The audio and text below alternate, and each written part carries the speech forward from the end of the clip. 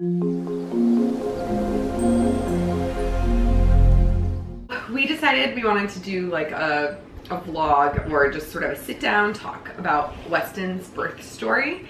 And the reason I really wanted to do this was because I watched a ton of these birth stories when I was pregnant. I wanted to see like every possible thing that could happen, anything that could happen. I wanted to kind of figure it out, and every birth story is different, so I thought that it would be kind of nice to have to look back on too. Our story kind of starts, I guess, in St. Thomas, where we were living, and when we found out we were pregnant, and around that time the Zika virus was really prevalent here.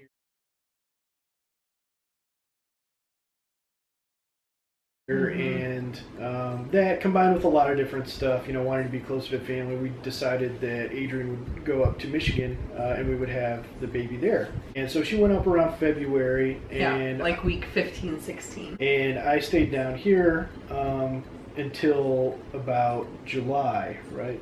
Yeah, I mean, he came up for visits and stuff, but like I was 38 weeks pregnant, so right around, I would say like around July 15th, I think is when you flew up. So it was about 2 weeks before, and it was getting pretty close to the due date, and you were pretty pregnant. I was very pregnant. I was huge. And so we were uncomfortable. Yeah.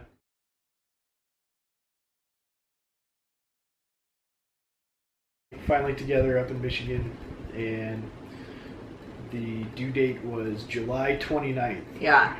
So once Matt got there, it was like, phew, we can have this baby now. Like, we can have this baby any day. I'm ready. Let's do it. Yeah. But he didn't come early. So July 29th, we had a doctor's appointment. And we went in for the doctor's appointment, and they checked me, and I was like 1 centimeter dilated. And I want to say it was like 75–80% effaced.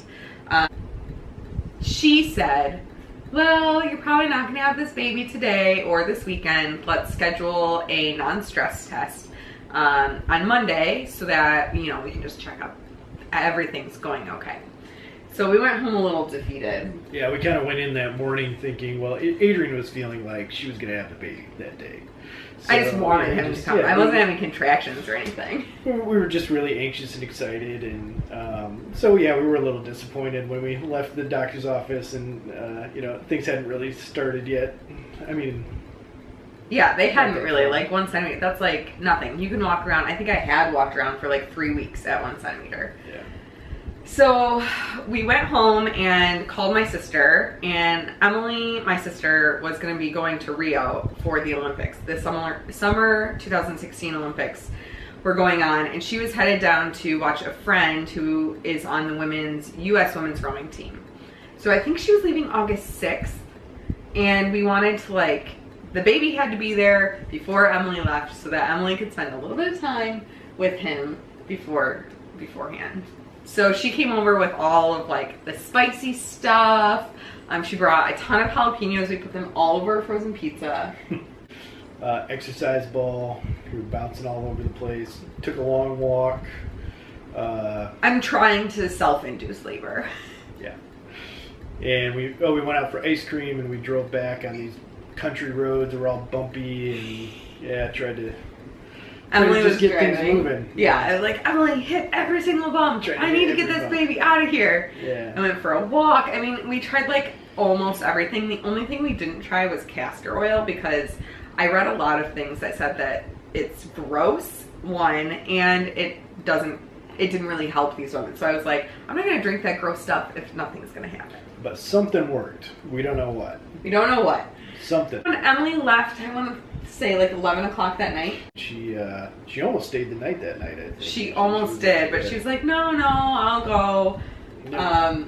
So she left pretty late, and we just went to bed, and a couple hours later. Yeah. At 1:15, I woke up with what I thought was a pop. I felt a pop, and a little bit of liquid kind of gushed out. And just like the teeniest, tiniest bit. And I got up and left Matt in bed, didn't wake him. I went to the bathroom, and there was like this weird white stuff, like almost flakes, like white flakes. And I thought, that's a little bit strange. And I wonder if this is my water, like if that's my water breaking.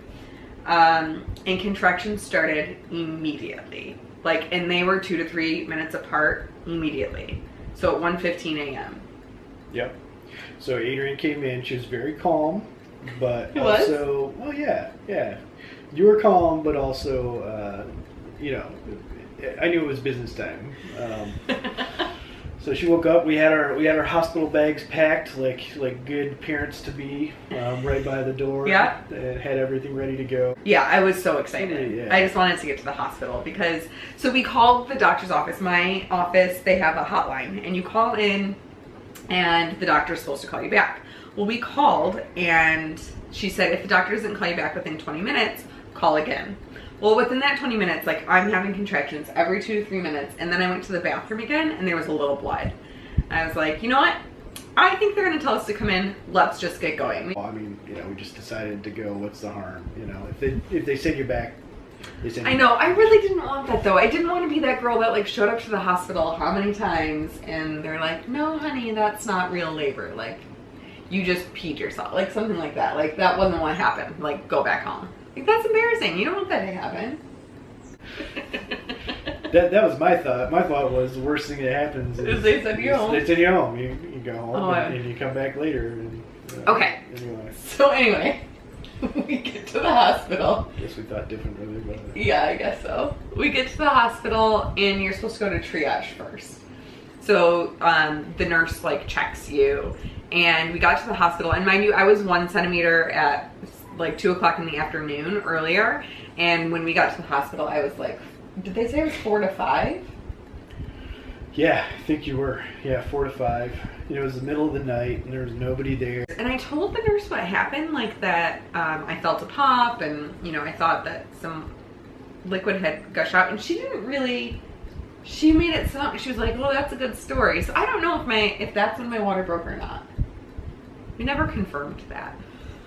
That's what I'm gonna say. My water broke. Yeah, she wasn't 100% convinced that it was go time. Yeah, but then the doctor came in. Yeah, and by that point, Adrian was far enough along that they said, you know, you're not gonna go home. You're gonna stay here with us, and you know we'll. Yeah, I was progressing there because this hospital too, they won't admit you unless you are 6 centimeters. Like, that's really far. Is it? Yeah. So I remember thinking like, oh shoot, I'm 4 to 5, like they might send me home. But I think I was progressing quickly enough that they thought I could stay. Yep. So they gave us the okay and said you're gonna have the baby tonight or tomorrow, but you're not going home. I'm not going home. So you're staying with us. Yeah. So that was another big moment, you know. Yeah, it's like, yes, we're gonna have this baby here.